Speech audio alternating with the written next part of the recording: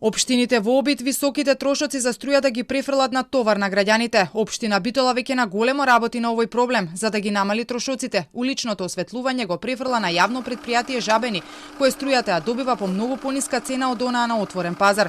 Извори за Телма велат дека и други општини добиле препорака од ЗЕЛС на ваков начин да ги скратат трошоците за струја. Сепак надлежните предупредија дека со ваквото однесување на општините ќе бидат значително оштетени домакинствата. Што значи ова?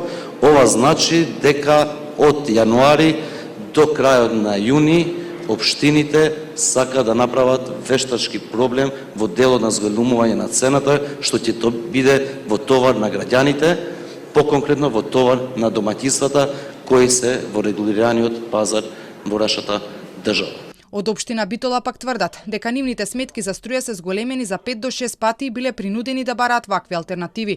Со одлука на Советот во општина Битола сопственоста на приклучоците за улично осветлување се префрлаат на јавно претпријатие Жабени, кое пак струја добива од универзален снабдувач, но од Евана велат дека до нив се уште не е стигнато барање за ваква промена.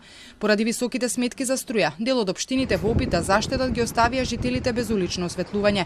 Градоначалникот на Карпош Јакимовски порача, ако сакаат осветлување, жителите наместо 150 ќе треба да плаќаат по 500 денари.